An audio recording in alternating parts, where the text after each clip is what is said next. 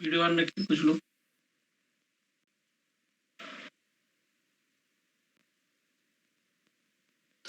नमस्कार डॉक्टर पाठक। प्रणाम प्रणाम सर, प्रणाम। स्वास्थ्य ठीक है सर अभी? आनंद है, जैसा ईश्वर रखे आदमी को वैसे ही रहना होता है। जी जी। नहीं, सब बड़ी कृपा। अभी मैं स्वस्थ हूँ, पहले से स्वस्थ हूँ। बिल्कुल। जी जी। काफी समय के बाद सर, मतलब कई बार मन बना घर आने का, और नियति को कुछ और ही मंजूर होता है कि नहीं नहीं अभी नहीं जाना है। नहीं, आपने ईमानदारी से नहीं सोचा होगा।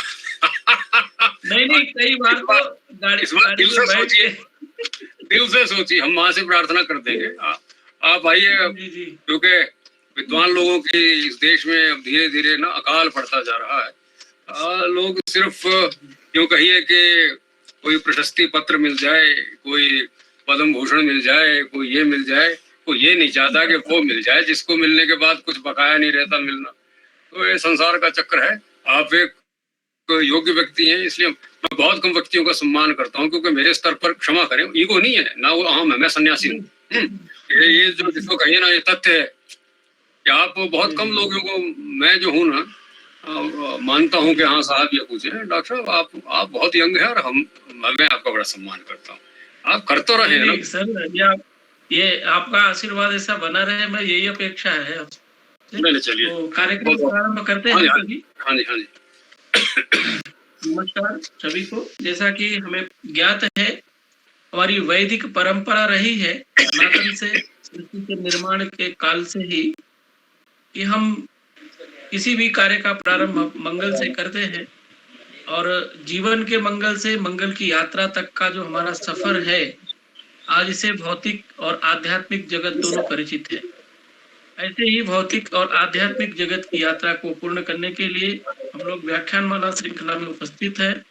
मैं आप सभी से प्रार्थना करता हूँ कि अपने यथास्थान बैठ जाएं और ओंकार ध्वनि से इस कार्यक्रम को प्रारंभ करें।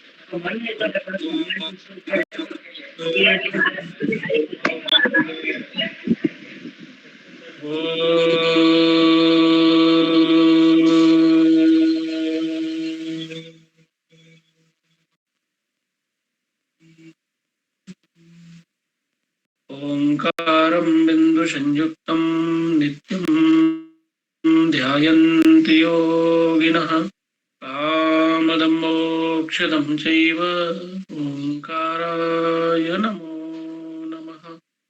ओंकाराय नमो नमः। ओंकाराय नमो नमः। सभी को नमस्कार। ओंकाराय नमो नमः, जैसा कि हम सभी को ज्ञात है, तस्यवाचक प्रणव, सृष्टि का मूल बीज ही प्रणव है।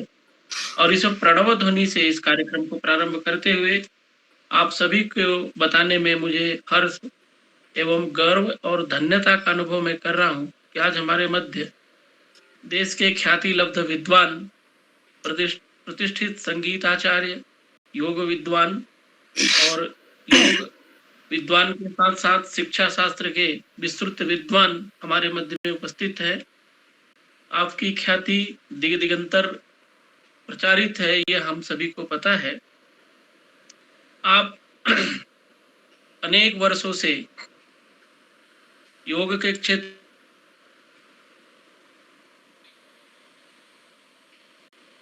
जुड़े हैं। आप एक कुशल साधक के साथ साथ कुशल विद्वान है, क्योंकि कोई भी चीज जो है साधना से ही प्रारंभ होती है और साधना ही उसकी परिणति है। साधना से ही सिद्धि और सिद्धि से ही हम आगे बढ़ते हुए संपूर्ण इच्छाओं का त्याग करके और एक अपनी स्थिति को प्राप्त होते हैं। जैसा कि कहा भी गया है, प्रजहाति यदा कामान सर्वान पार्थ मनोगतान आत्मन्येव आत्मना तुष्ट स्थित प्रज्ञ से तदुच्यते है। ऐसे ख्याति लब्ध विद्वान को अपने मध्य पाके काफी हर्षित है और काफी दिनों से लोगों की जिज्ञासा आपको सुनने की थी। मैं कई बार प्रयत्न किया कि कहीं बुलाया जाए, लेकिन कुछ रखरखाव की व्यवस्था ऐसी नहीं थी, विभाग दूसरी जगह शिफ्ट हो चुका है और स्थान भिन्नता के कारण भी ऐसा हुआ और कई ऐसी समस्याएं आई फिर भी। और ये जो समय अनुचित उचित दोनों बीतते बीतते एक समय ऐसा आया कि हम आपके मध्य सुनने को तैयार हैं। मुझे अच्छी तरह याद है कि विश्वविद्यालय में अनेक सेमिनार कॉन्फ्रेंस में आप जुड़े हमारे से। मैं ज्यादा समय न लेते हुए सुनील जी से आग्रह करूंगा कि जो आपके विषय में नहीं जानते उनके लिए आपके संक्षिप्त जीवन वृत्त का प्रस्तुतिकरण करें। Sunil ji. Sir, thank you sir. Good morning, namaskar to all yoga sadhaks. I am Sunil Sharma, PhD research scholar, Department of Yoga Studies, HPU. I show my warm regard to all yoga sadhaks who have joined this 1-month lecture series, day 20, on the occasion of International Day of Yoga. Be with yoga, be at home. Organized by Department of Yoga Studies, Himachal Pradesh University, Shimla. I welcome you all. I feel an honor to welcome our guest speaker, Professor Keshav Sharma. He is a president.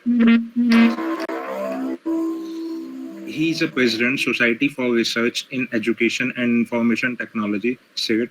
The society is helping educational information in India in improving their academic standard.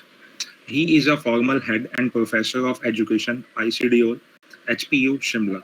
Professor Sharma has done BSc, MA, MMed, MPhil, PhD in the field of education. Professor Sharma is a great teacher, researcher, priest, musician, and IT consultant. He is a versatile personality and has a expertise in almost every discipline. Along with he is a great spiritual leader as well, a disciple of Sri Paramhans Yogananda. Professor Sharma having 35 year in service teaching experience in HPU, and still he's serving his services in many educational institutes. His area of specialization in education, philosophy, education technology, music, yoga and consciousness, astrology, Vedanta, and so on. Professor Sharma is a great researcher. A year ago, he established interdisciplinary research group in Himachal Pradesh University, and research scholar from about 18 disciplines work together for designing interdisciplinary research project.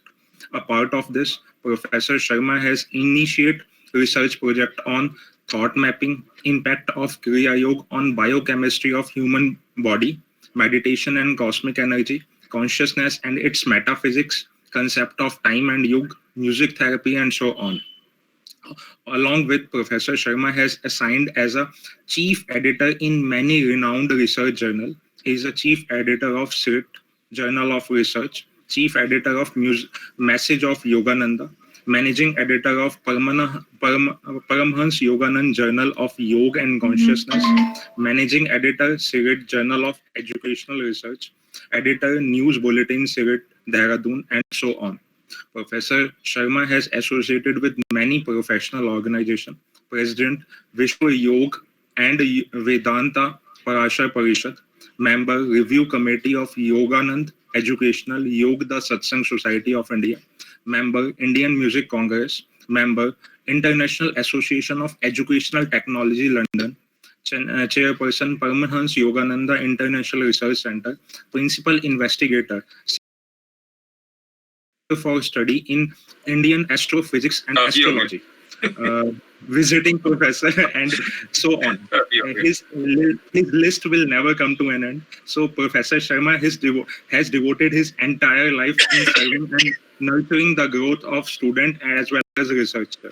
His love for teaching and research may be assigned from the fact that he refused an office of vice chancellorship of big Indian universities without consuming more movements. So I wish to extend my deeper appreciation, Professor Sharma, for accepting and supporting our 1-month lecture series. I am fully confident, sir, your knowledge, experience, expertise will enlighten all yoga sadhaks. Thank you, sir. Mike, over to you. धन्यवाद धन्यवाद। पहले तो आप जितने यहाँ मैं कहूँगा साधक ही कहूँगा, क्योंकि जिन लोगों को साधना में जरा सी भी रुचि नहीं होती वो इस तरह के कार्यक्रमों में अक्सर नहीं आते। वो बेहतर अपना अगर फिल्म या टीवी देखने में अपना जीवन बिताते हैं, तो उसके लिए तो मैं आप सभी को धन्यवाद करूँगा। यहाँ कई पुराने अजीज भी बैठे हुए हैं, चलिए अच्छी बात है। मैं जो कुछ भी आपसे बोलूंगा वो ज्यादातर अनौपचारिक ही रहेगा, क्योंकि औपचारिक के लिए आमने सामने फेस टू फेस होना ज्यादा आवश्यक है। दूसरे मुझे ये पता नहीं है कि कौन कितने स्तर की साधना किस तरह की कर रहा है। असल में डॉक्टर पाठक बहुत होशियार आदमी है, मुझे फंसा दिया कि नाद के ऊपर बात करें। अब आफत ये है कि नाद के अलावा तो कुछ है ही नहीं। There is nothing in this cosmos except sound. तो मैं देखता हूँ कि मूलतः तो मैं विज्ञान का विद्यार्थी रहा हूँ, पर हमारी मैं थोड़ा सा 2 मिनट अपने पृष्ठभूमि जरूर बताना चाहूँगा। I have to present my credential. मैं यहाँ पर क्या इस योग्य हूँ कि आपसे दुनिया के सबसे कठिनतम जो विषय है उस पर थोड़ी बहुत चर्चा कर सकूं। मैं एक ऐसे परिवार से संबंध रखता हूं जहाँ पीढ़ी दर पीढ़ी बहुत बड़े साधक हुए हैं, जिनको बड़ी बड़ी सिद्धियां प्राप्त थी। वो परंपरा हमारे परिवार में अब तक चलती आ रही है कि ये साधना से ऊपर कुछ नहीं है। साधना और सेवा, ये दो हमारे परिवार की आज से नहीं सैकड़ों साल से परंपरा है। और उन महान बुजुर्गों और मेरे महान गुरुओं की कृपा है कि थोड़ा बहुत इस यूं कहिए ये जो अवतार ही, आप सभी हम सब अवतारी लोग हैं, देखा जाए सब ऊपर से उतर के आए हैं, तो इस इनकारनेशन में कुछ प्राप्त कर सका हूँ। हाँ, जो अंतिम बिंदु है, जो लक्ष्य है, उसको प्राप्त करने में तो बहुत समय लगता है। वो भी गुरु कृपा ही केवल गुरु की कृपा से होता है। हमारे और आपके प्रयत्न से उसका ज्यादा नहीं होता है। और शायद मैं एक और अधिकार, जो सबसे बड़ा मेरा अधिकार है, जिस पे लोग विश्वास बहुत कम कर पाएंगे, कि मैं असल में एक ऐसे वंश से हूं जिस वंश में दुनिया के महानतम योगी पैदा हुए। न भूत में कोई हुए, न भविष्य में होने की संभावना लगती है। मैं महानतम योगीराज श्यामाचरण लाहिड़ी महाशय का वंशज असल में हूँ। अब ये बातें कुछ, ये सिर्फ बहुत से सन्यासी, बड़े बड़े योगी जो यहाँ मेरे पास आते हैं, मुझे मिलते हैं, वो एक ही झटके में पहचान लेते हैं और सीधा पूछते हैं आप लाहिड़ी महाशय के यहाँ से हैं? क्योंकि मेरा शरीर सब कुछ जो है वो लाहिड़ी महाशय की डुप्लीकेट कॉपी है। फर्क ये है कि वो महान योगी थे, हम तो एक साधारण व्यक्ति हैं, पर उनकी बड़ी कृपा। तो ये तो हुई ये बात।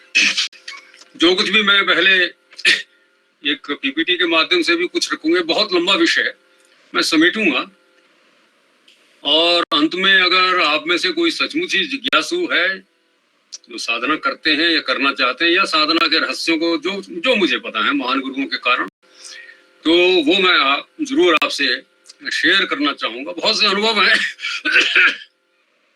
योग साधना का एक बड़ा छोटा सा नियम है, ये जो आपके अपने अनुभव होते हैं वो आपके व्यक्तिगत हैं। वो ईश्वर, वो ब्रह्म, जिसको ब्रह्म कहें, वो जो सुपर कॉन्शियसनेस, जो चेतना, योग में हम हमारे जैसे लोग चेतना शब्द का इस्तेमाल ज्यादा करते हैं। जो वो सुपर कॉन्शियसनेस है, जो वो सबसे बड़ी चेतना है, एकमात्र चेतना है, वो आपको आपके हिसाब से, आपके व्यक्तित्व, आपकी साधना, आपकी श्रद्धा इत्यादि के हिसाब से वो अनुभव देती है। हर एक के अनुभव अपने अपने होते हैं। इन्हीं दो आदमियों के अनुभव एग्जैक्टली एकदम एक जैसे नहीं होते, और ये नियम है कि आप अपने अनुभवों को अपने पास ही रखें।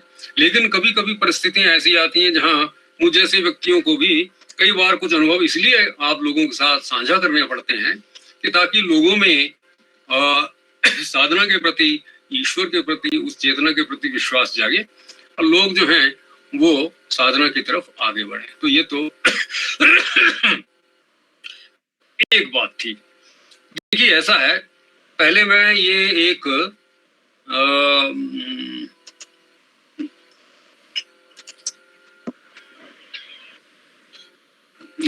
जो पीपीटी है ये मैं आपके साथ शेयर करूंगा,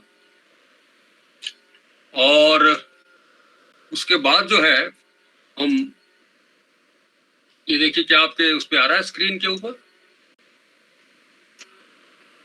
जी हाँ सर। जी सर, जी सर, आ रहा है, जी सर। ये पढ़ा जाता है आपसे? जी सर जी। और सर फुल स्क्रीन कर दीजिए, फुल कर दीजिए। फुल स्क्रीन में कहीं दिक्कत ना आए, देखिए जरा हो रहा है, आ गया? हाँ, अभी तो नहीं आया सर। एक सेकंड देखिए, असल में बैंडविड्थ कम होने से दिक्कत लोगों को हो सकती है। हाँ जी, आया? हाँ जी सर, हाँ, ठीक है अभी आ रहा है? जी। कुछ लोग अपनी स्क्रीन बड़ी कर लेंगे तो आ जाएगा मोबाइल पे, क्योंकि असल में मैं तो स्लाइड पे जाके उसको थोड़ा सा ऊपर की ओर स्टेज कर देंगे, आ जाएगा। ठीक आ रहा है अभी? ठीक है, ठीक है सर। लोग आप सब लोग पेन कर लीजिए सर की स्क्रीन को, तो आपको ऑटोमेटिकली पूरी बड़ी आवाज दिख जाएगी। हाँ जी, जब सबके आ जाए तो मुझे कहें तो मैं आगे बढ़ता हूँ। जी जी। हाँ जी सर, शुरू करें सर। जी सर, दिख रहा है, जी सर। ये है म्यूजिक एंड, अब मैं म्यूजिक असल में ये एक बार मैंने कुछ काम किया था, तो यहाँ संगीत और कॉस्मिक एनर्जी कुछ नहीं है, जैसे ब्रैकेट में नीचे लिखा है आहत नाद और अनाहत नाद की ही बात है। लेकिन आम लोगों में जब मुझे कोई भाषण देने होते हैं तो मैं नाद शब्द का इस तरह से इस्तेमाल कम करता हूँ। शुरू में संगीत और ब्रह्मांडी ऊर्जा जो है कॉस्मिक एनर्जी, उसकी बात ना मैं करता हूँ। तो पहले हम ये देख लेते हैं, ये वैसे सबको पता है पर चलिए मुझे कुछ अपनी बात शुरू करनी है। देखिए, अनाहत नाद सभी जानते हैं, आहत नाद सभी जानते हैं कि दो चीजों के टकराने से पैदा होता है जो सांसारिक, ये सारी मंडेन यानी सांसारिक ध्वनियां हैं, वो सारी सांसारिक ध्वनियां आहत नाद के अंतर्गत आती है, सभी जानते हैं कि कोई खास बात नहीं है। लेकिन जहां तक अनाहत नाद की बात है, वो सांसारिक जो पक्ष है जो सांसारिक ब्रह्मांड है उससे परे की बात है। ये अगली डायमेंशन की बात है, अगले आयाम की बात है, जो आमतौर पे कोई व्यक्ति आसानी से देख नहीं सकता, पता नहीं लगा सकता।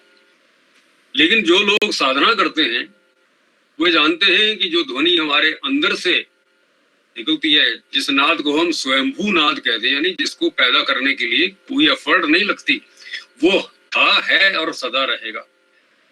इसी को हम कॉस्मिक साउंड कहते हैं या प्रणव या ओंकार कहते हैं, जो कि ईश्वर का वाचक है। और ये जो स्वयंभू नाद, अनाहत नाद या प्रणव है, ये हमेशा ही है, और इसी के कारण सारी जो सृष्टि है उसकी उत्पत्ति होती है, और ये लगातार होती चली जा रही है। शायद आपको याद होगा कि बहुत कुछ वर्ष पहले नासा ने भी ये कहा कि उन्होंने ओम की ध्वनि जो है वो सूर्य से सुनी है। तो ये हमारे देश में तो एक आम बात है, कोई बच्चा आश्चर्य नहीं करता। लेकिन दुनिया के अलग अन्य देशों में रहने वाले जो लोग हैं वो इस पे आश्चर्य करेंगे कि ये कैसा है अनाहत नाद। अब सवाल है कि आतनाद तो सब सुनते ही, शोर शराबा बहुत है, इसलिए क्या नाम है, साउंड पॉल्यूशन पे बड़े सेमिनार होते हैं, पर अनाहत नाद पे सेमिनार जरा कम ही किए जाते हैं। अब अनाहत नाद सुना कैसे जा सकता है? जो लोग साधक बैठे अच्छी तरह से जानते हैं कि आपको जो बाहरी जितनी भी ध्वनियां हैं उनको आपको बंद करना है, किसी भी तरीके, कोई भी तरीका अपनाइए, और फिर बड़ी गहराई से आपको जो ध्वनि हमारे शरीर के अंदर से निकल रही है उसको सुनना है। अब प्रश्न पैदा होता है कि अनाहत नाद क्या उसकी क्वालिटी, उसका गुण एक ही है? नहीं, अनंत है।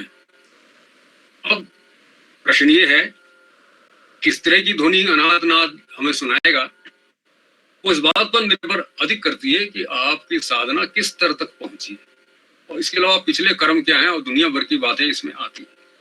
और जितनी जैसे कहते हैं ना कि जितना आप गुड़ डालेंगे उतना ही मीठा होगा, तो जितनी गहरी साधना आप करते हैं, जितना गहरा ध्यान करते हैं, प्राणायाम इत्यादि अष्टांग योग को पालन करते हैं इत्यादि इत्यादि, उतने ही ऊंचे स्तर की धीरे धीरे धीरे धीरे ध्वनि हमें सुनाई देती है। या आप लोग सभी जानते हैं कि साधना एक ऐसा विषय है जो एक जन्म में तो कई बार पूरा ही नहीं होता, जन्मों जन्म लग जाते हैं, पर प्रयत्न करना हमारा कर्तव्य है और अनाहत नाद को सुनना बहुत आवश्यक है। अब अनाहत नाद पर ध्यान लगाना ही वास्तव में नाद योग है, क्योंकि आप उस नाद के साथ आप अपना मिलन का आत्मा का मिलन होता है। एक बात है, और ये आप मानकर चलिए, ये मैं नहीं कह रहा हूँ, अपने अनुभव बाद में बताऊंगा। ये महान जो गुरु हैं दुनिया के, जैसे मैंने लाड़ी महाशय का नाम लिया, ये सबसे तेज और सबसे वैज्ञानिक तरीका है अंतिम लक्ष्य तक, अर्थात निर्वाण या मोक्ष या ब्रह्म पद प्राप्त करने का। ठीक है, जो योग साधना जैसे क्रिया योग जो हम करते हैं, उसके बारे में तो यहां तक कहा गया है कि अगर कोई साधक उसको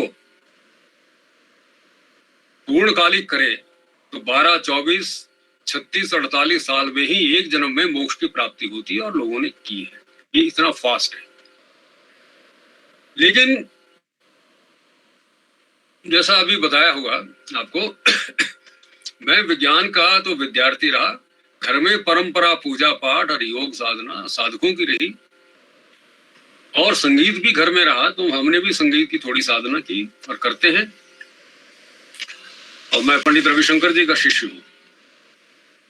मैंने अब ये देखा कि अनाहत नाद की साधना अगर आहत नाद यानी संगीत साधना के साथ कर दी जाए, इसलिए आप सभी जानते हैं कि हर मजहब के अंदर, हर संप्रदाय में भजन कीर्तन किसी ना किसी तरह की संगीत की साधना, संगीत को इस्तेमाल किया जाता है, उसका प्रयोग किया जाता है। भजन आप भजन गाते हैं, उसके बाद बैठते हैं साधना करने।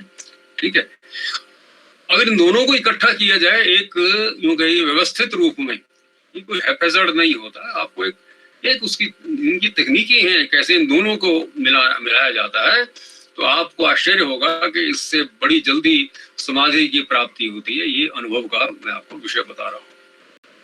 लेकिन इसके लिए आपको बहुत ज्यादा साधना करनी पड़ेगी, इसलिए आपको बहुत कम लोग ऐसे मिलेंगे जो उतनी स्तर की साधना कर सके। आगे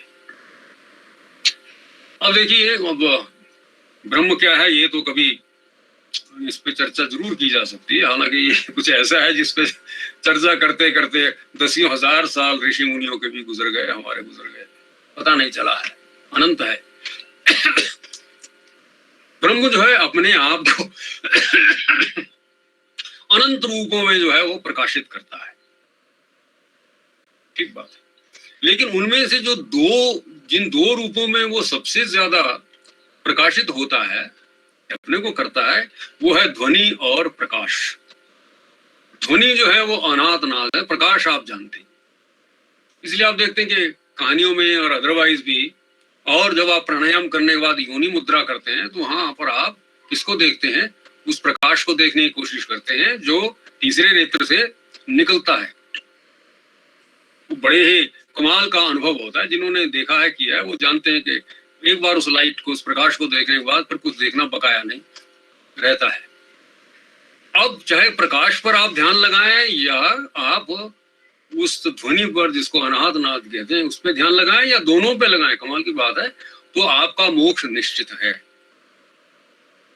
लेकिन अनाहत नाद पे, नाद पर ध्यान न लगाना एक नए साधक के लिए प्रकाश पर ध्यान लगाने से मैंने देखा है कि थोड़ा सा आसान रहता है, थोड़ा सा आसान रहता है। मैं यहाँ पर आपको एक बड़ी मजेदार बात यही सुना देता हूँ, भूल ना जाऊं। लाड़ी महाशय, महानतम योगी, वो एक बड़ी अच्छी बात कहते थे। कहते जो अनाहत नाद, इस नाद को नहीं सुनता है वो गधा है। ये शब्द है उनके अपने, वो गधा है। अब आप यहीं से अंदाजा लगाएं कि अनाहत नाद की साधना पर कितना जोर दिया गया है। चलिए आगे देखते हैं।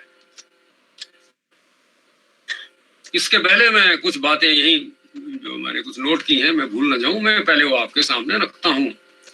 आप सभी लोग, मैं समझता हूं, प्राणायाम, किसी भी तरह का प्राणायाम, चाहे पहले लेवल का करें, चाहे क्रिया योग जो अंतिम सबसे ऊंचा प्राणायाम है उसको करें, किसी भी तरह के, कई तरह के प्राणायाम हैं। प्राणायाम में अनाहत नाद की बड़ी भूमिका है। अब यहाँ कुछ साधना संबंधी बात है जो आमतौर पे प्रकाशित यूजुअली नहीं, क्योंकि गुरुमुख से सीखी जाने वाली विद्या है। पर सिर्फ इतना सा बता देता हूँ कि जब आप प्राणायाम, एक तरह के प्राणायाम में जब आप प्राणों को ऊपर नीचे करने की कोशिश करते हैं, तो आप जो है प्रणव की ध्वनि को भी वहां पर ले आते हैं। उसमें यहाँ पर इतना ही बताऊंगा, इससे ज्यादा नहीं। इसकी बड़ी भूमिका है। और ये भी कहा जाता है कि जब आप कान बंद करिए और कानों को बंद करके आप जो अंदर से ध्वनि निकलती है उसको सुनिए, वो ध्वनि बदलेगी, कभी दाएं कान में कभी बाएं कान में। जिस कान में बहुत तेज ध्वनि हो उसी को ही ओंकार या ओम मान करके उस पर ध्यान लगाइए। ज्यादातर दाएं कान में ध्वनि को सुनने की बात कही जाती है। ये दाएं कान में आप ध्वनि सुनिए, पर मैं आपको एक बात बता दूं कि अगर वो बाएं कान में दाएं कान से ज्यादा तेज आपकी वो नाद निकल रहा है तो उसको सुनिए। धीरे धीरे साधना करते करते आप स्वयं ही देखेंगे कि आप उस ध्वनि के अंदर ही मर्ज हो जाएंगे। ये बड़े आश्चर्य का विषय है। और उसके बाद ये जो नादा अनुसंधान है, यानी इस नाद की अनाहत नाद को खोजना, इस पर सवार होना, इसी का आश्रय लेना, कुछ भी कहिए, यही परम पद अर्थात जन्म मरण के बंधन से मोक्ष मुक्ति दिलवाता है। इसलिए इसको तो करना ही चाहिए। बाकी एक बात मैं बाद में आपसे बताऊंगा। अब आगे चलते हैं।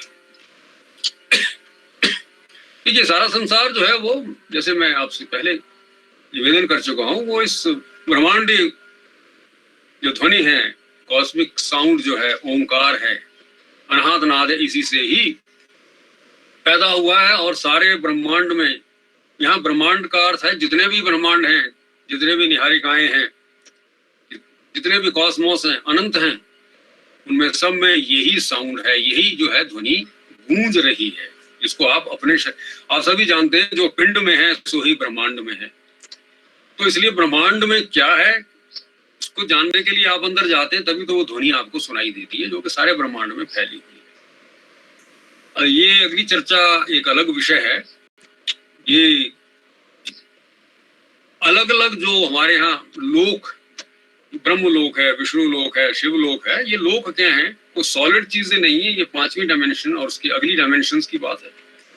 ये आपकी जो अनाहत नाद है, जो ओंकार है, जो प्रणव की ध्वनि है, उसके लेवल्स हैं। ये जो शक्ति है ये अलग अलग लेवल्स को बनाती है। वो एक लंबा विषय है, कभी फिर से। और ये जो नाद है, it is musical in nature. ये ऐसा नहीं है कि जिसको सुनने से गड़बड़ हो जाएगी। इसीलिए लाहिड़ी महाशय ने कहा कि जो इस नाद को नहीं सुनता है वो गधा है, क्योंकि इससे बढ़िया, इससे सुंदर और कर्ण प्रिय नाद या ध्वनि और कोई नहीं हो सकती। ठीक बात है। और अनाहत नाद की जो फिजिकल मैनिफेस्टेशन है, यानी सांसारिक जो रूप से वो बाहर आता है, उसी को ही हम जो है संगीत कहते हैं।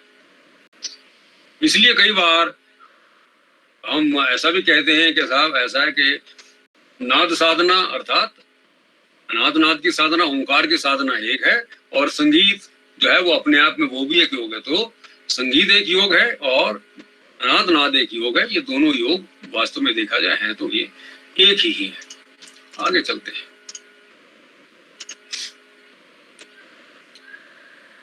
ये हमारे लोग पहले से जानते थे कि जो ओंकार है वही सब कुछ है। इसलिए जैसे अभी डॉक्टर साहब ने पहले ओम से या प्रणव से ही शुरू किया, बिल्कुल सही है। मैं समझता हूँ ये सबसे अच्छा तरीका है किसी भी कार्य को शुरू करने का। तो आप देखेंगे हमारे मंत्रों में भी ओम, बहुत से मंत्रों में ओम सबसे पहले, प्रणव का ध्यान करते हैं, सबसे पहले आता है। और इसका जो है आध्यात्मिक जो प्रभाव है, जब आप इसके साथ सिर्फ आप एक ओम की साधना ही करते हैं तो आपको उसका प्रभाव जो है वो स्पष्ट रूप से जो है दिखाई देता है।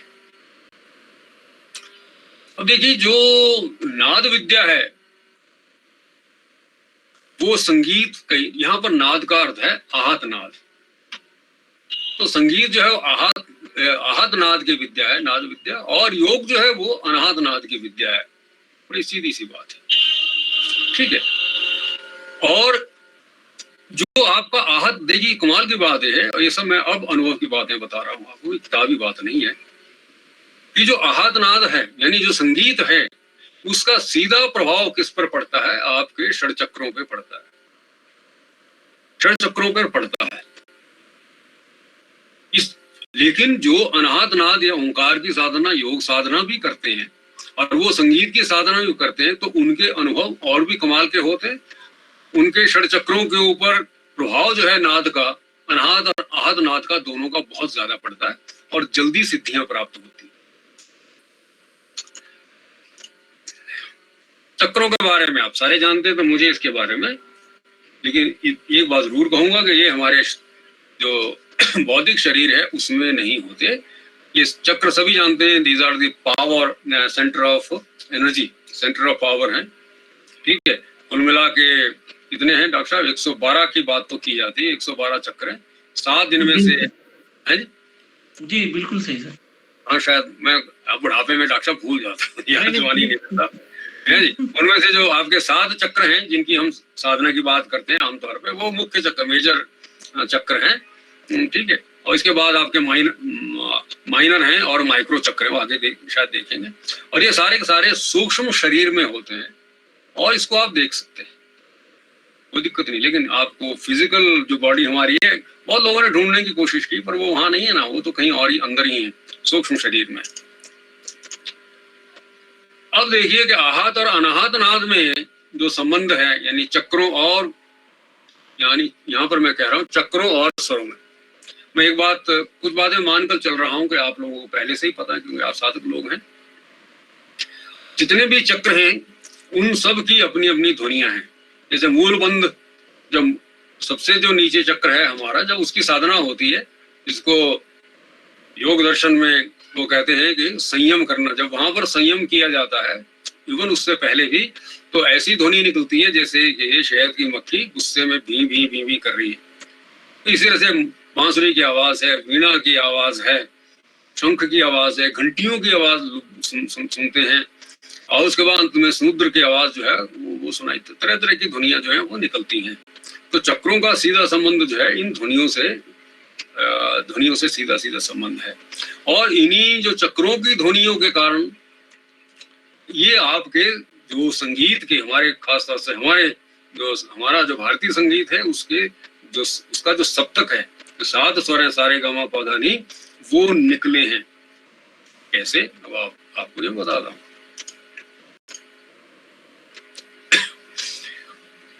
अब देखिए, सबसे जो नीचे मूल बंध है वहां षड्ज है, उसके ऊपर स्वादिष्टान वहां ऋषभ है, उसके ऊपर मणिपुर चक्र जो है वो गंधार, अनाहत चक्र मध्यम, और विशुद्ध चक्र पंचम, आज्ञा चक्र धैवत, और जो सहस्त्रार सबसे ऊपर है उससे निषाद की ध्वनि निकलती है।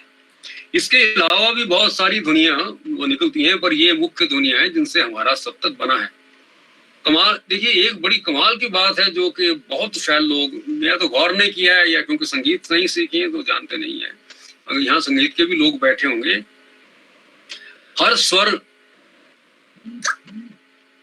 कुछ श्रुतियों को मिलकर बनता है। जैसे हम कहते हैं कि सा की इतनी श्रुतियां, गौ की इतनी श्रुतियां, रे की इतनी श्रुतियां, मो की 22 श्रुतियों में इस सप्तक बटा हुआ है। लेकिन हर स्वर की श्रुतियों की संख्या सबकी बराबर नहीं है, किसी की 2 है, किसी की 3 है, ऐसे बदलती है।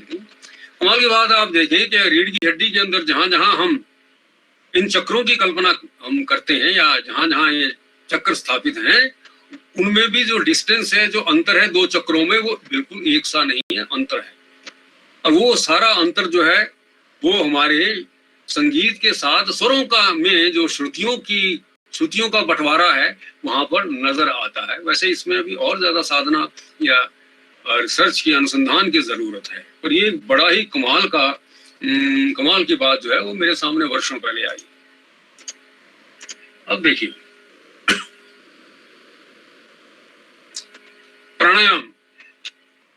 प्राणायाम में हम क्या करते हैं? सांस ऊपर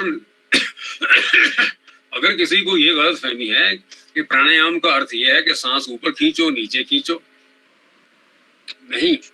जो आपकी वायु है, जो सांस है, वो केवल एक आधार है। वास्तव में जो असली प्राणायाम है वो तो आंतरिक होता है।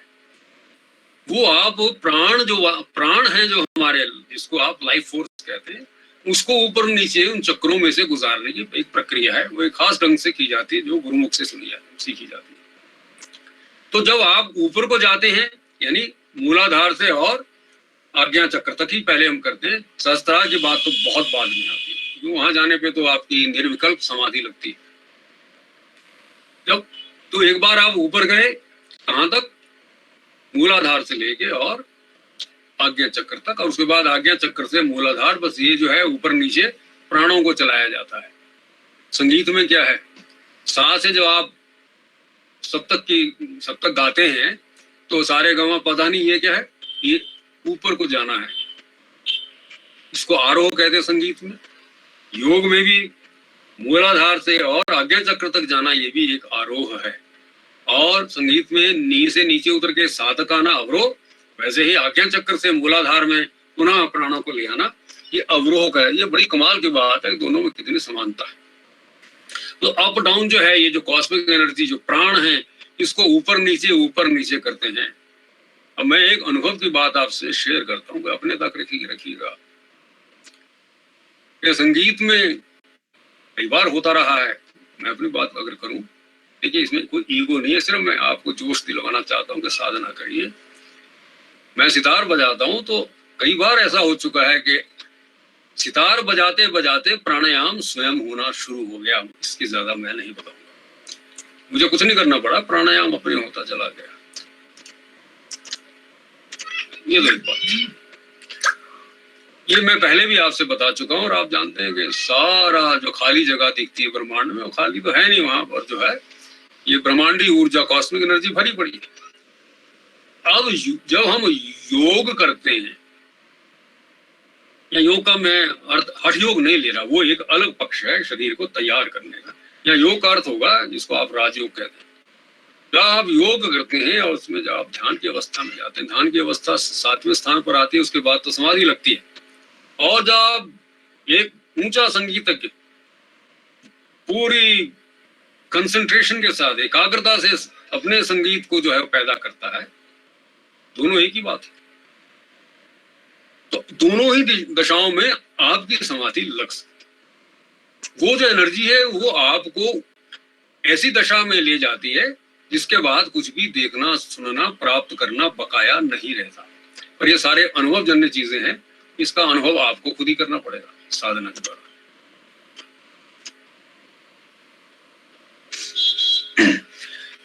आपने ये सुना होगा कि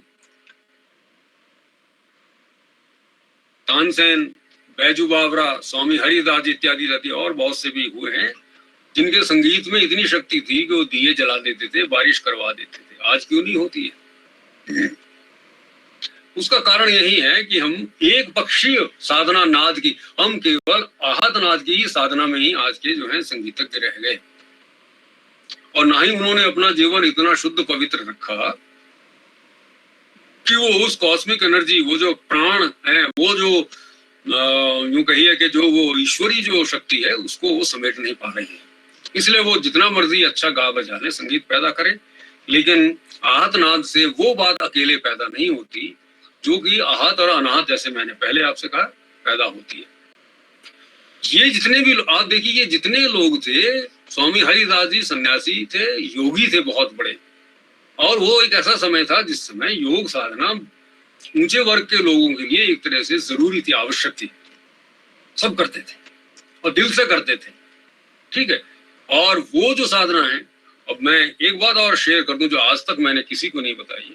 मुझे लगभग 30 से 40 साल सिर्फ इस बात को जानने के लिए लग गए कि आखिरकार वो आग लगाते कैसे थे। यहाँ पर सिर्फ इतनी सी बात बताऊंगा कि आहत नाद और अनाहत नाद की सम्यक साधना जब की जाती है, कैसी होनी चाहिए, वो कैसी होगी वो तो यहाँ नहीं बताई जा सकती, ना कोई कर सकता है।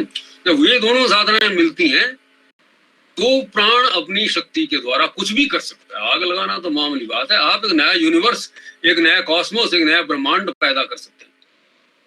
ये चीजें केवल सिद्धों के पास है और वो हर एक को नहीं बताई जा सकती, क्योंकि वो कोई कर नहीं सकता।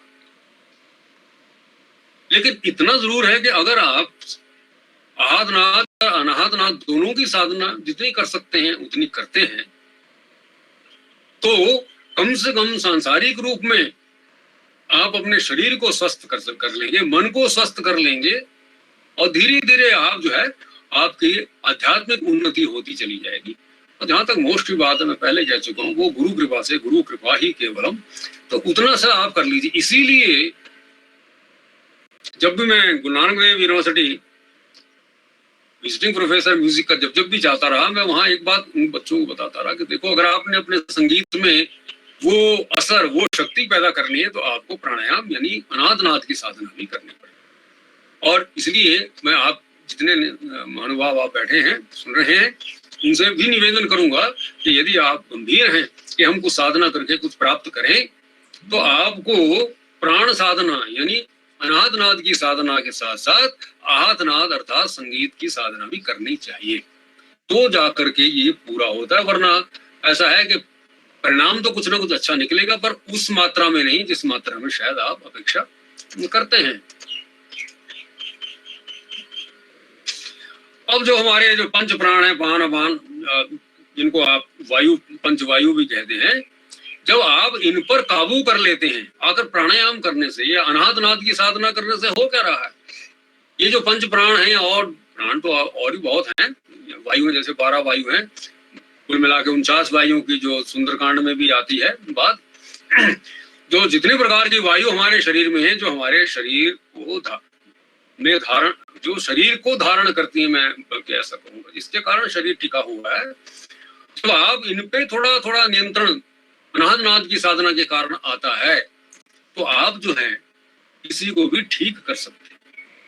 अगर रिसर्च प्राणिक हीलिंग पे बहुत हो रही है, अब लोगों को समझ में आता है कि साहब रागों का असर है, क्योंकि अनाहत नाद की इधर और आहत नाद की इधर साधना करने से उन रागों में यानी उन स्वरों में, स्वर समुदाय में इतनी शक्ति आ जाती है कि आपके बहुत सारे शारीरिक कष्ट जो हैं वो दूर हो जाते हैं। एक अलग विषय है, ये सब अलग अलग सेमिनार के विषय हैं। और सीधी सी बात है कि जहां पर भी चक्रों के अंदर यानी जो हमारी नाड़ियां हैं शरीर में, वहां जहां अवरोध आ जाते हैं, ऑब्स्टिकल्स आ जाते हैं, कुछ फंस जाता है मान लीजिए, तो रोग पैदा होता है। और अनाहत नाद की साधना और आहत नाद दोनों की साधना करने से जब अवरोध हटते हैं, तो आप स्वस्थ हो जाते हैं, बिल्कुल स्वस्थ हो जाते हैं। हमारे यहाँ जो भूत क्या नाम है, शुद्धि की बात की जाती है, तरह तरह के हमारे यहाँ तरीके हैं जिनसे हम इस सारे नाड़ी शोधन जिसको आप कहते हैं करते हैं, उसमें ये भी शामिल है। वो आप तो अनाहत नाद आहत नाद दोनों की साधना करने से शारीरिक दोष भी जो है समाप्त होते हैं या कम हो जाते हैं, तो इसको तो करना ही पड़ेगा भाई।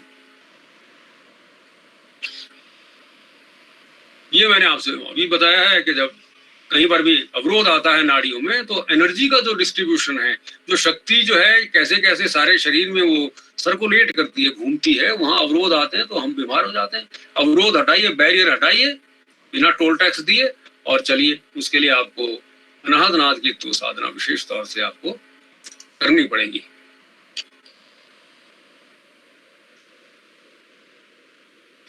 अब देखिए, आहत नाद की साधना यानी संगीत की साधना के बारे में वाल्मीकि यज्ञवल्क्य जी ने क्या कहा है, ये तो बड़ा मशहूर है कि जो व्यक्ति संगीत में निष्णात, शब्द का इसमें निष्णात होता है, उसको बिना किसी तरह की योग साधना के ही मोक्ष की प्राप्ति हो जाती है। ये मैं नहीं कह रहा, महान यज्ञवल्क्य जी कह रहे हैं। तो आप लगा दीजिए कि योग, लेकिन इसके साथ अगर अनाहत नाद की भी साधना करें तो सोने पे जो है वो सुहागा हो जाता है। तो ये संगीत का असर आपको दिखाया है, ठीक है। अब मैं कुछ आपको दिखाने वाला हूं कि कैसे कैसे ये काम करती हैं। ये मैं आपको भेज दूंगा, अगर ईमेल में डॉक्टर साहब को भेज दूंगा। डॉक्टर साहब ये टेक्स्ट जो है स्लाइड्स की आपको भेज देंगे। ये भी भेज दूंगा, आप देखेंगे कि कॉस्मिक एनर्जी कैसे काम करती है। बहुत अच्छा सा वीडियो है, इसको आप देख सकते हैं, बाद में देखेंगे, अभी नहीं। और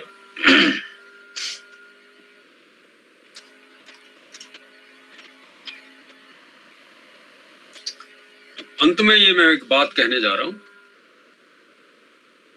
ऐसा मैंने बार बार कहा, दोनों ही आहत नाद और अनाहत नाद, दोनों ही ये जो है आपस में इनका सह संबंध है। यही आपको वैतरणी पार कराएगा, यही आपको मोक्ष दिलवाएगा। एक तो बात ये है, तो इसका आपको ध्यान करना है, इस पे आपको समय निकालना। देखिए मेरे पास बहुत से लोग आते हैं और संगीत सीखने के लिए, जो मैं कभी नहीं सिखाता अब किसी को, क्योंकि और वैसे ही योग के कुछ बातें जो मेरे महान गुरुओं से सीखी आते हैं, पर उनको बताने का फायदा कोई नहीं। क्यों? उनके पास इतना समय नहीं है कि थोड़ी देर सुबह शाम बैठ करके वो साधना करें।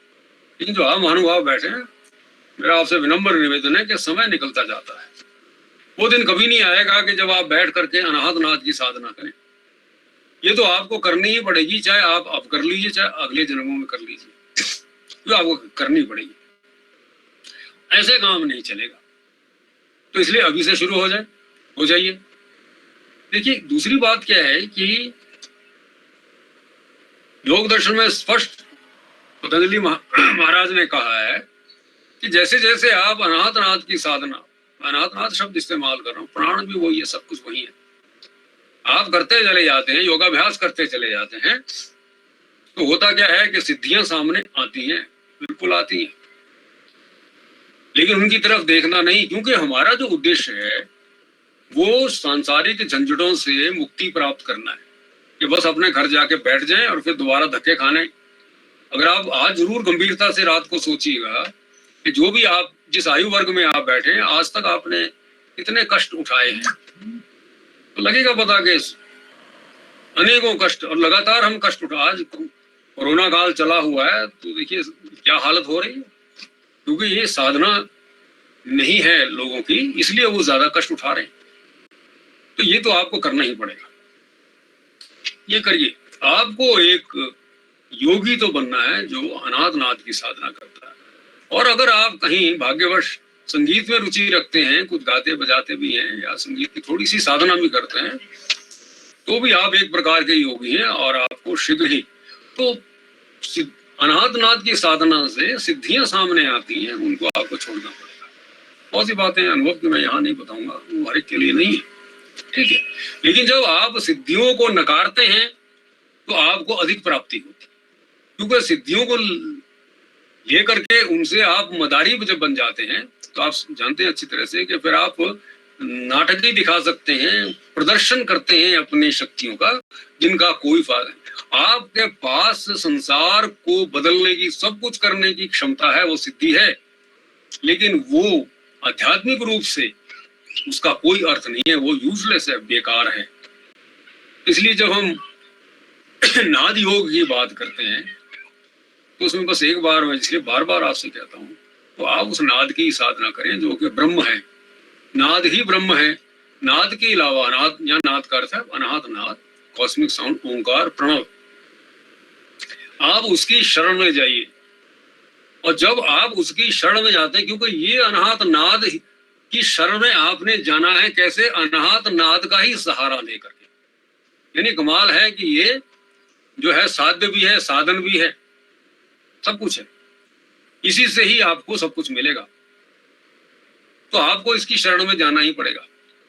और इसी को ही जो गीता में कहा गया है, जो शरणागति की बात कही है, जाक्षाम ने एक श्लोक पढ़ा, जो शरणागति की बात कही गई है वो यही है। जो स्थित प्रज्ञता की बात कहाँ से आती है? यहीं से आती है।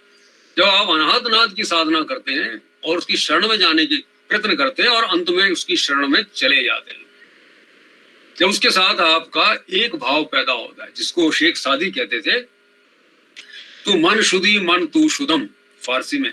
यानी कि वो क्या अवस्था है? किसी ने पूछा जी वो क्या अवस्था है? बड़ा अच्छा उन्होंने कहा, तू मन शुद्धि मन तू शुद्धम, कि मैं तू हो जाऊं और तू मैं हो जाए। बस यही एक अवस्था है जहां पर भेद नहीं है, जहां पर जो त्रिपुटी है समाप्त हो जाती है, जहां पर द्वंद्व समाप्त हो जाती है। ठीक है, अनाहत नाद की साधना करते करते सबसे पहले तो धीरे धीरे द्वंद्व समाप्त हो चले जाते हैं। जहां पर विश्वास है वहां पर अविश्वास शब्द समाप्त हो जाता है, कोई द्वंद्व नहीं रहता, कोई भटकन नहीं रहती। तो आपको जो ये संसार है, इस संसार की जो वास्तविकता है वो नजर आती है, क्योंकि वो पर्दा जहां पर वास्तविकता पीछे छुपी हुई है, वो पर्दा उठना शुरू होता है।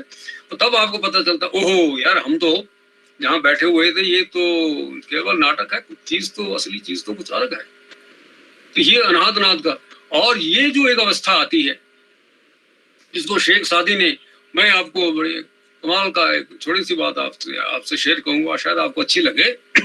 मैंने वर्षों तक ये खोजने की कोशिश की कि भाई लोग कहते हैं कि हमें ईश्वर पर विश्वास है, कोई कह रहा है हम ईश्वर से, या जो भी ब्रह्म है, कोई भी है, जो भी देवी देवता कुछ भी आप मानते हैं, हमें उससे बड़ा प्रेम है, इत्यादि इत्यादि, ठीक है। लेकिन मेरी समझ में ये नहीं आया कि क्या साधना की जो पराकाष्ठा है वो केवल प्रेम है या विश्वास करना है।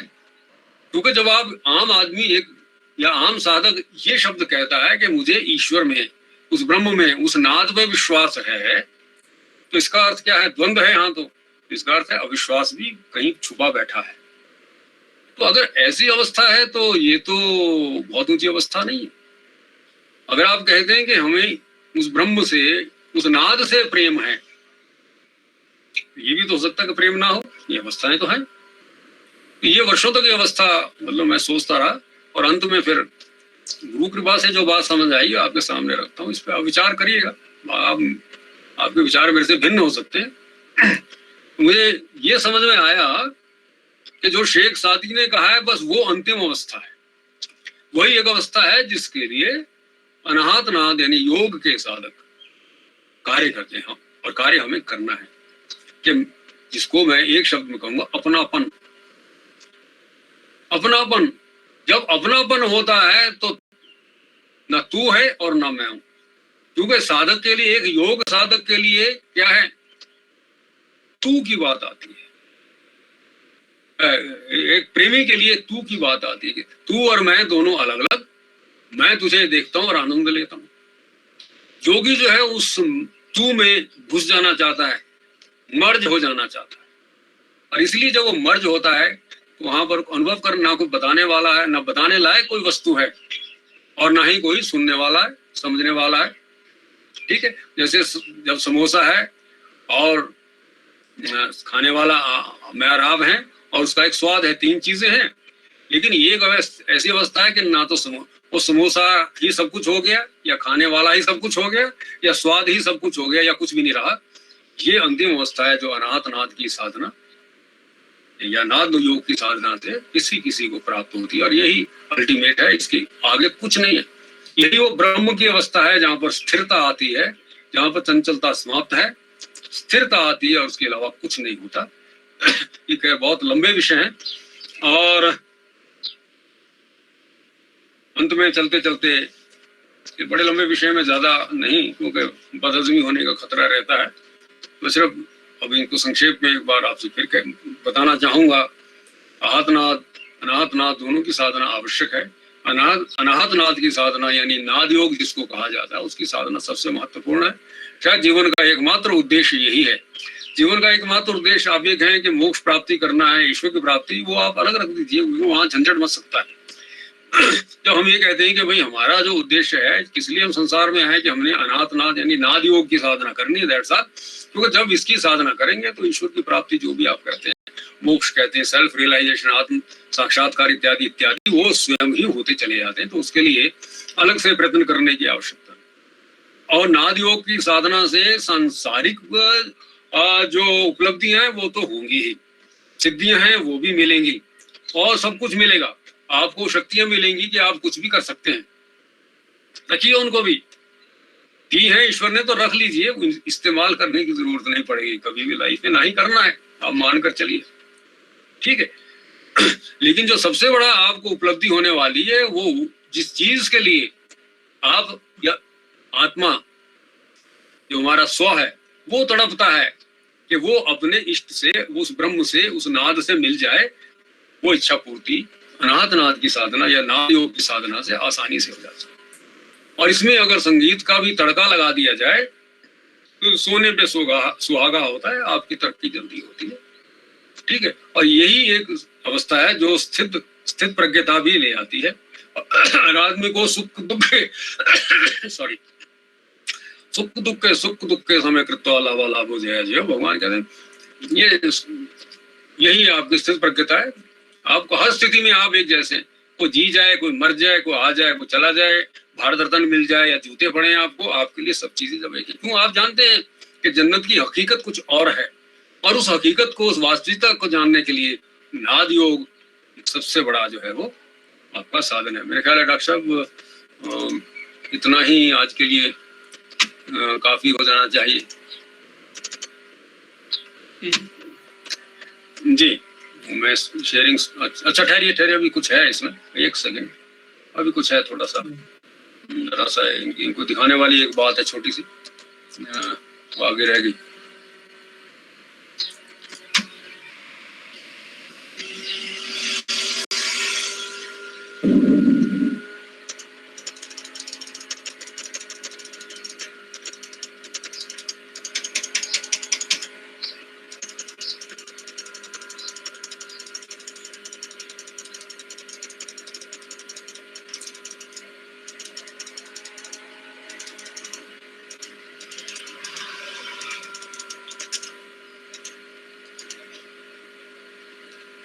ये आ रहा है आपके सबके अब स्क्रीन पे, देखिए आप पहुंचिए अब तक।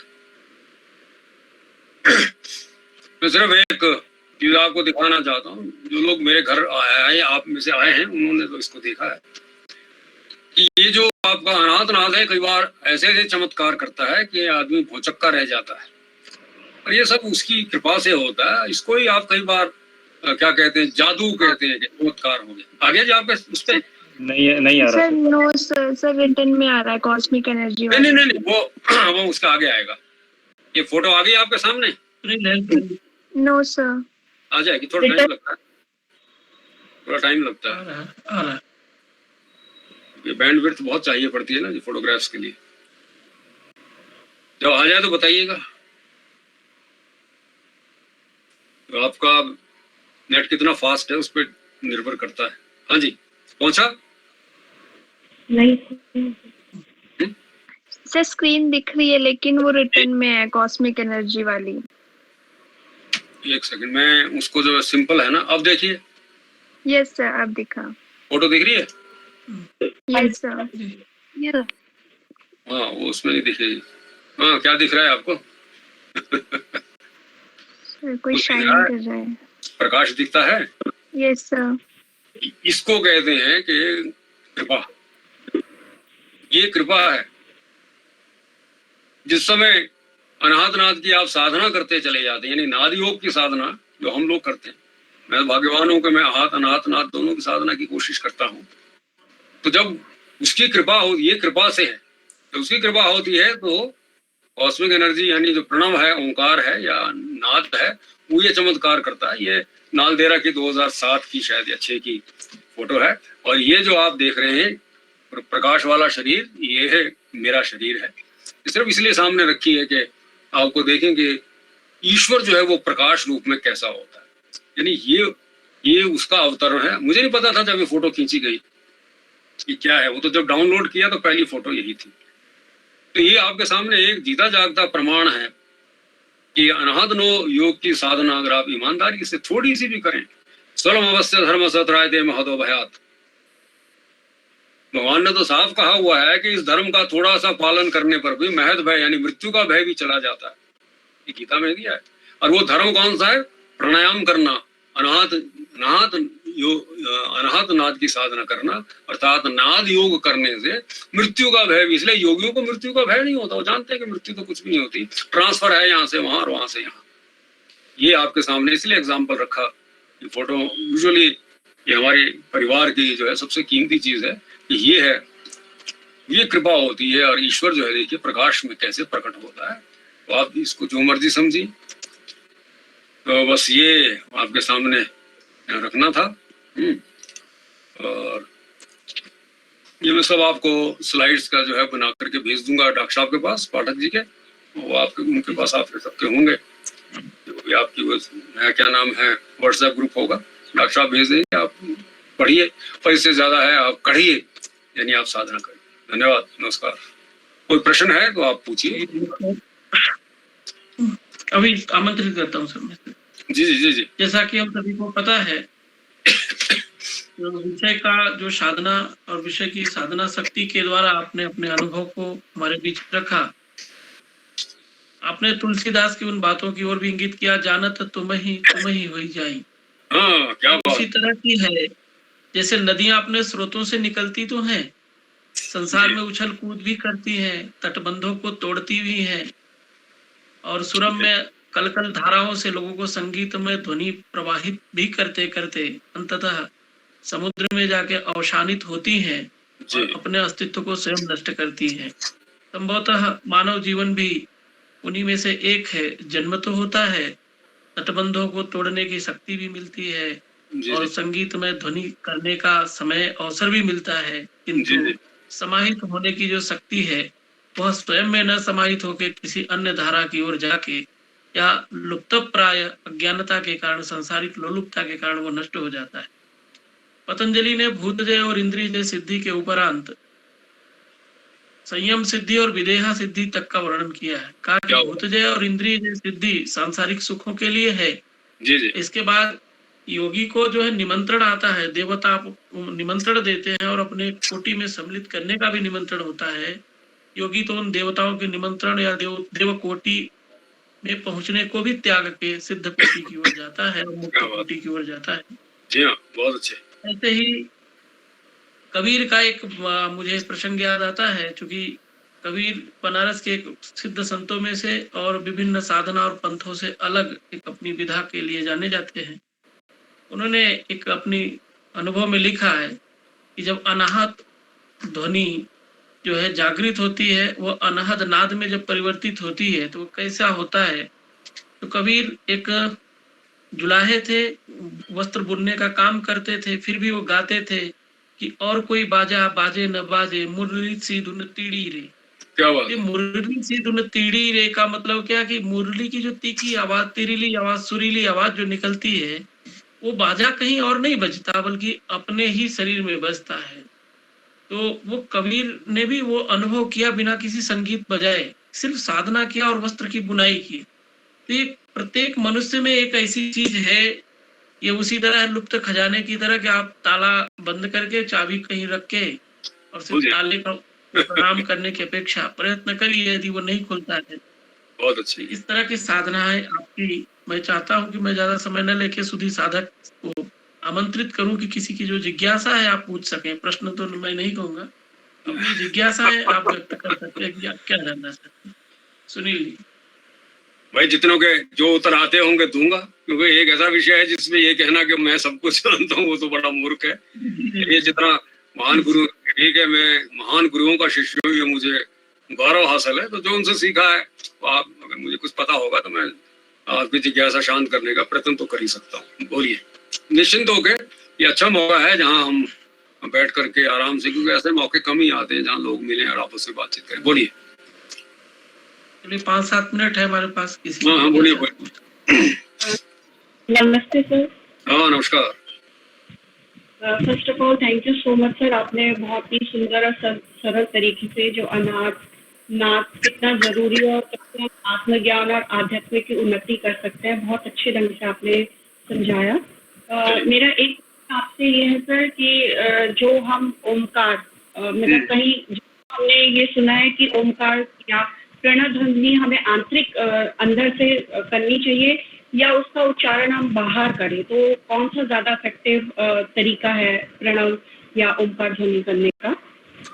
देखिए, पहले हम भजन गाते हैं जोर जोर से, आमतौर पे धीरे धीरे होता क्या है कि उसकी ध्वनि कम होती चली जाती है, ठीक है, और अंत में एक अवस्था ऐसी आती है जाप की अवस्था हो जाती है जो अंदर ही अंदर चलता है।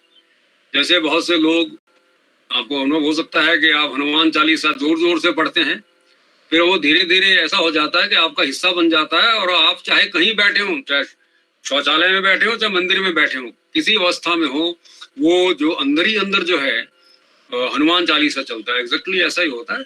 आप ओंकार की देखिए, आप देखिए आहत और अनाहत दोनों का समन्वय की मैंने बात की है कि जब दोनों का समन्वय होगा तो प्रभाव ज्यादा होगा।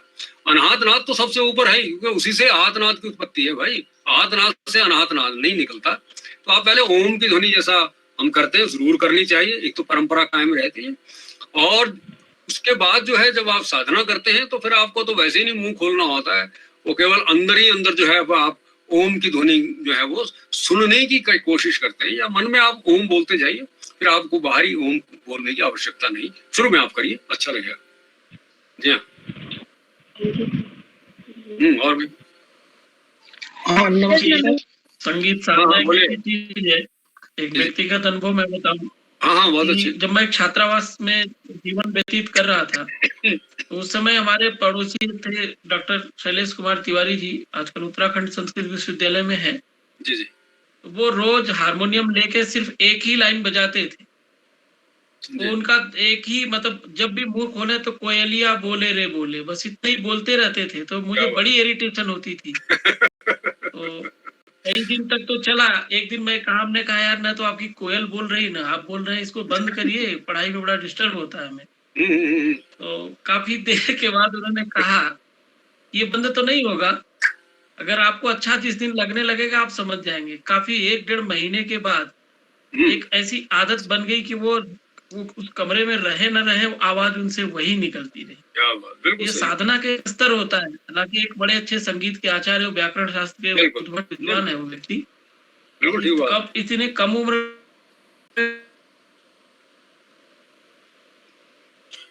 साधना तो ऐसी होती कि एक समय इरिटेशन करेगी, आपको तैयार नहीं होने देगी, क्योंकि बहुत सारे बंधन है, उनको खोलना पड़ेगा। जैसे आप जल के प्रवाह को बहाना तो चाहते हैं, वो भगीरथ की तरह आपको किनारे किनारे भागना पड़ेगा। पहाड़ पे भगीरथ बैठ जाते ना तो गंगा वहां नहीं चढ़, वो नीचे की ओर भी भागेगी। तो रास्ता तो हमें खुद तय करना पड़ेगा। देखिए, बड़ी साधना का एक बड़ा अच्छा, कई लोग मुझसे भी पूछते हैं कि जी अब पता कैसे चले कि कुछ हो रहा है।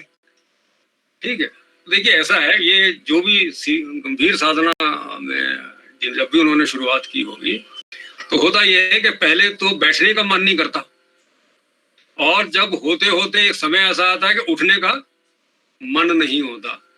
एक छोटी सी बात बताऊं, मैं अपने हृदय रोग का, उसके बाद मेरा ऑपरेशन हुआ भी कुछ अर्सा पहले, तो सितार नहीं बजा सका, बड़ी दिक्कत हुई।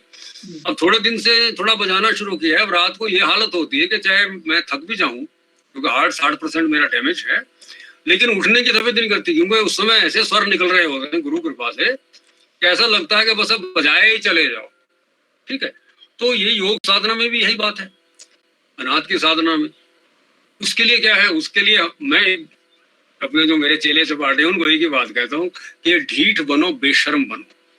यहाँ जितनी बेशर्मी और ढिठाई आप साधना में दिखाएंगे, चाहे वो योग साधना है चाहे संगीत साधना, किसी भी नाथ की, उतनी ही जल्दी सफलता। बैठिए, आपने निश्चय किया कि मैंने आधा घंटा बैठना शुरू करना है, आसन लगाइए और बैठिए। चाहे आपका ध्यान लगे या ना लगे, प्राणायाम हो या ना हो, नाद सुने या ना सुने, कुछ नहीं, कोशिश करिए। लेकिन आपने घड़ी रख के देखिए, आधा घंटा कम से, आप खुद ही देखेंगे कि कुछ अर्से बाद धीरे धीरे स्वयं जो है वो टाइम बढ़ता जाएगा बैठने का, ध्यान भी लगना शुरू हो जाएगा धीरे धीरे धीरे धीरे, और अंत में अवस्था ये हो जाएगी कि आपका मन जो है वो आसन पर बैठने के बाद 1 घंटा, 1.5 घंटा, 2 घंटा बिल्कुल उठने का करेगा नहीं। यहाँ कई लोग बैठे हैं जिनको मैं जानता हूँ, ठीक है, जो ऐसी साधना करते हैं, डॉक्टर साहब तो खुद ऊंचे साधक हैं, तो वहां अब ये करने की विद्या है। लेकिन इसमें मैं एक और बात आपसे जोड़ देना चाहता हूँ कि केवल प्राणायाम करने से या नाद साधना करने से भी ठीक है साहब, हमें गुरु ने बता दिया ऐसे ऐसे आपने करना है तो हो जाएगा, नहीं, ऐसे नहीं होगा भाई। उसके ये जो, अगर महर्षि पतंजलि कोई मूर्ख व्यक्ति थोड़ी थे, उनको सब पता था कि मनुष्य जो है ये अपनी ऐसी तैसी माया के वशीभूत हो गया, अपनी ऐसी तैसी करवाएगा। तो उन्होंने यम नियम का जो पहले ही रख दिया, उसका एक कारण है, आपने कोई डिसिप्लिन नहीं रखा। यम नियम क्या है, एक तरह का डिसिप्लिन है, अनुशासन है। ये दूसरा सूत्र आपका अनुशासन की बात करता है योग सूत्र में। आपका खाना ठीक नहीं, कभी उठ गए, कभी नहीं उठे, कभी सो गए, कभी कुछ खा लिया, कभी पकौड़े खा लिए, कभी व्रत रख लिया, ये तो खाने पीने में आपने किया। उठपटांग सोचा, वाहियात फिल्में और टीवी पर मतलब है अपने को टेंशन और स्ट्रेस बढ़ाते चले गए, तो आपका दिमाग कहाँ चलेगा साधना में, ठीक है ना। आपको तो वही फिल्म नजर आएगी कि दिल वाले दुल्हनिया ले जाएंगे, कैसे ले गए दुल्हनिया को फटाफट, ठीक है। और उससे बड़ी बात है कि चारित्रिक दोष, ध्यान दीजिए, यहाँ समय नहीं है। बिंदु वीर, और बिंदु को ही शिव कहा गया है। शिव स्वयं कहते हैं कि मैं बिंदु हूं, हमारे यहाँ क्यों ब्रह्म। देखिए ब्रह्मचारी, अब ये बात आप सुन ही लीजिए अगर आप साधक हैं तो, अगर आप अपने अपने आप को ब्रह्मचारी नहीं रखते। ब्रह्मचारी का अर्थ ये नहीं होता कि शादी नहीं करनी स्त्री के साथ, कोई भी आपने संबंध, ये नहीं है। अगर कोई शादीशुदा विवाहित व्यक्ति केवल अपनी पत्नी से ही तन मन धन से सारा संबंध उसी से रखता है, किसी अन्य से नहीं, वो भी ब्रह्मचारी है। ये हमारा शास्त्रों का विधान है। लेकिन आप कर क्या रहे, क्षमा करिएगा, मैं मतलब है ना, अप्रियस्य पथस्य वक्ता श्रोता दुर्लभम, सत्य बोलने वाले मिलते हैं लेकिन सुनने वाला नहीं मिलता। तो आप सुन लीजिए, आप साधना कर रहे हैं, सब कुछ कर रहे हैं, लेकिन चरित्रहीन है एक तरह से। आपका ध्यान दूसरी तरफ है, आपका दूसरे पुरुष या दूसरी स्त्री के साथ आपके संबंध हैं, आप तो आपकी साधना टोटल व्यर्थ है। या जो ये साधना होगी वो तामसिक साधना होगी। क्यों डॉक्टर साहब, ये साधना तामसिक साधना है, ये राक्षसी आपको बनाएगी, ये आपको देवता नहीं बनाएगी। तो इसलिए थोड़ा जब भी आप साधना की बात करें तो इसमें आपको तामसिक साधना नहीं, अपने आप को ठीक रखें। ठीक है, ये मानकर चलिए कि ये संसार में कोई किसी का नहीं, लेना नहीं देना नहीं, इसलिए हमने अच्छे काम, माता नास्ति पिता नास्ति नास्ति बंधु सहोदर अर्थम नास्ति गृहम नास्ति, जागिए। नादियोग क्या सिखाता है, अभी डॉक्टर, बाकी तो डॉक्टर विद्वान है, आपसे बड़ी चर्चा करेंगे। तो नादियोग क्या सिखा रहा है, यही आपने जो कहा जी, उसका उपसंहार मैं इनको कर दूं कि स्वयं हमारा ग्रंथ लिखता है योग साधना में कि मरणम बिंदु पाते न जीवनम बिंदु धारणा। बिल्कुल बिल्कुल ठीक बात। बिंदु पाते ही मरण है और जीवन जो है बिंदु धारण है। और जबकि लोगों को पता होना चाहिए कि रज स्पर्म वीर ये द्वितीय श्रेणी का बिंदु है, और जो बिंदु है हमारे वो सहस्रार चक्र का है। दूसरा है कि जहां तक आपने ब्रह्मचर्य की बात की, तो शास्त्र में 2 प्रकार के ब्रह्मचर्य है। एक तो नैष्ठिक निष्ठा पूर्वक व्रत लेके भीष्म की तरह देवव्रती हो जाना।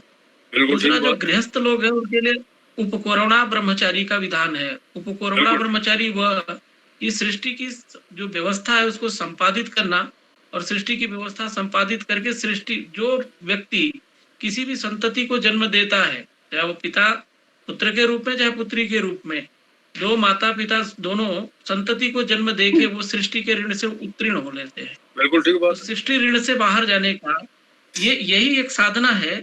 जिन व्यक्तियों का सर व्यक्तिगत, मैं काफी श्यामाचरण लाहिड़ी जी महाशय का हमारा पूरा परिवार ही दीक्षित उसी परंपरा से रहा, देवराहा बाबा से। बहुत अच्छा, बहुत बढ़िया। देवराहा बाबा साफ कहते थे कि भाई जिस व्यक्ति का मूलाधार चक्र जागृत नहीं है वो जीवन में संतान सुख नहीं प्राप्त कर सकता, चाहे कितना भी यत्न करे। और सट चक्र निरूपण में जब पढ़ेंगे आप तो वहां लिखा है कि सब आदमी कबीर भवे, काव्य शास्त्र प्रबंध ही। उसके बाद एक सबसे बड़ी चीज लिखा है, ये चक्र जागृत कैसे किया जाए यदि नहीं जागृत है।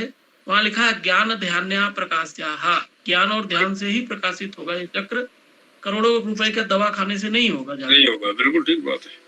तो ये आज भी हम देख रहे हैं कि बहुत सारे लोग जीवन में बहुत सारे यत्न करते हैं, संतान सुख से वंचित होते हैं। उसका एकमात्र कारण है मूलाधार चक्र जागृत नहीं।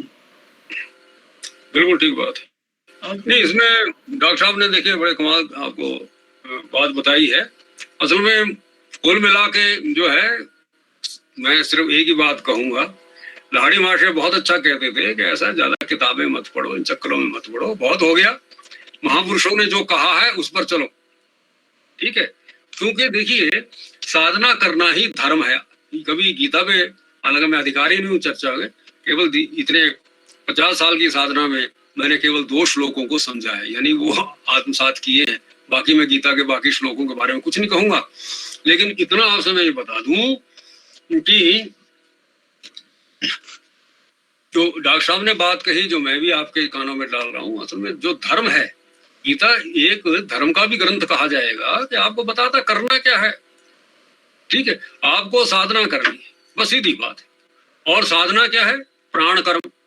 प्राण कर्म क्या है? जो पतंजलि महाराज कहे गए, अष्टांग योग की साधना प्राणायाम की जो सारी व्यवस्था 1 से 8 तक लेवल्स हैं, सीढ़ियां हैं, उनको चढ़िए आप, चढ़ते आप दीजिए, जैसे जैसे चढ़ते जाएंगे हो जाएगा। और ध्यान दीजिए, अगर आपने ठान लिया आप में 50 कमियां हैं, मैं आपको एक उदाहरण देता हूँ। मेरे गुरु भाई मुझसे बड़े भी हैं, उनमें से बहुत सारे ऐसे थे, कुछ यहाँ शिमला में ही मौजूद हैं, जो शराबी कबाबी थे, जहां बकरा मिला काटा और खाया, और शराब की बोतल जेब में रहती थी, अच्छे पद पर थे। लेकिन जिस समय उन्होंने ये ठान लिया भाई कुछ ना कुछ करना है, आज वो संत हैं। और उनको देख करके पुराने लोग कहते हैं क्या ये वही आदमी है जो शराबी कबाबी था? आज वो संत हैं। तो वो जब आप ठान लेंगे, यानी आप निर्लज्जता से, बेशर्मी से, ढिठाई के साथ बैठते हैं, तो धीरे धीरे ये जो है दोष भी अपने आप भी दूर, क्योंकि नाद शुद्धि करता है। जो नाड़ी शोधन की बात आप पढ़ते हैं, पढ़ाते हैं, डॉक्टर साहब बताते हैं, योगी लोग बताते हैं, वो भी यही काम करती है। लेकिन जब आप ठान लेते हैं तो बिना कुछ नाड़ी शोधन के, प्राणायाम के द्वारा और आपके दृढ़ निश्चय के द्वारा कि मैंने सुधरना है, आपका सब कल्याण हो जाता है। कोई और सवाल पूछ लीजिए, अच्छा मौका, डॉक्टर साहब बैठे। सर नमस्ते। हाँ प्रियंका। सर जैसे ने कहा अनाहत नाद ओमकार है, और आहत नाद क्या है? वो भी ओंकार का रूप है, वो बाहर है, वो अंदर है, इतने फर्क। क्यों अभी मैंने आपसे अर्ज किया ना कि उस नाद के अलावा, जिसको आप अनाहत नाद या प्रणव या ओंकार जो भी आप कहें, या जिसको स्वर कहते हैं, वो वही है। उसके अलावा जब कुछ है ही नहीं, ये जो आपका घनीभूत जो संसार है, ये जो आप ब्रह्मांड देखते हैं, ये पृथ्वी देखते हैं, चीजें देखते हैं, अपने शरीर को छुइए, सौर्य लगता है ये कुछ नहीं है, ये सब उसी का ही रूप है, ये घनीकृत रूप है, उसके अलावा कुछ नहीं है। जब हम दूसरे शब्दों में अगर डॉक्टर साहब तो ज्यादा जानकार है, एको ब्रह्म द्वितीय नास्ति की बात जो है एक वेदांती करता है कि एक ही ब्रह्म, यानी एक ही वो चेतना है, दूसरा कोई है नहीं। जैसे आम आदमी कहते हैं ईश्वर ही है एक, बाकी मेरा सहारा केवल एक ईश्वर है और कोई है ही नहीं। तो वही ईश्वर, हालांकि ईश्वर ब्रह्म में भेद है, वो एक अलग मतलब वो एक फिलोसफिकल डिस्कशन अलग हो सकती है।